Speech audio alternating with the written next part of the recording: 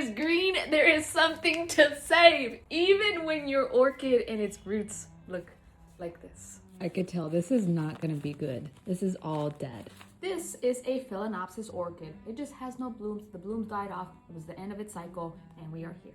Most of the time when you get a Phalaenopsis orchid, especially from a grocery store, hardware store, or somewhere that's a store, you will see it in this sphagnum moss. Sphagnum moss is used to retain moisture. Oh yeah, there's not a lot of good left in here. In our home, having it in sphagnum moss can... Gosh, that's a lot of moss. It's so packed in here that how do we expect for airflow to get to these roots? You don't! I have 2 good roots left on this. No, 1.5 roots left on this. 1.5. Wipe my shears. Clean your shears. This is all thin and mushy. Look, stringy. They're thin and mushy, soft and squishy, dry and dusty. Cut. These are thick, solid. These are still good.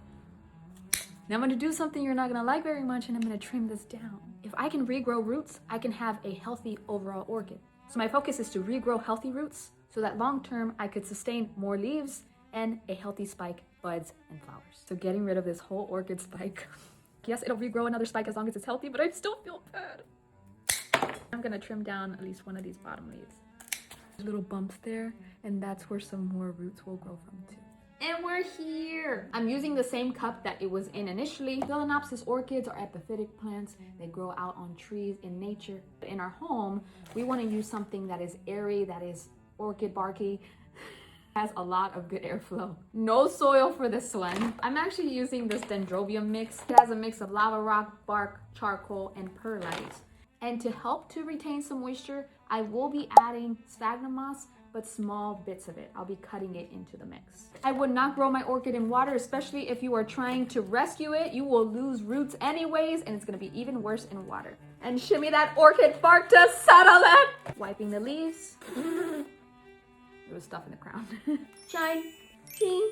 Putting it in a cover pot. Water it in, avoiding the crown. She's a queen, but she doesn't want water in her crown. Let her soak for about 15-20 minutes. Dump the water out afterwards. You can start to incorporate a liquid fertilizer to her watering now that she doesn't have any blooms too. Get her in front of a bright and sunny window and be patient. It's a long one, friends.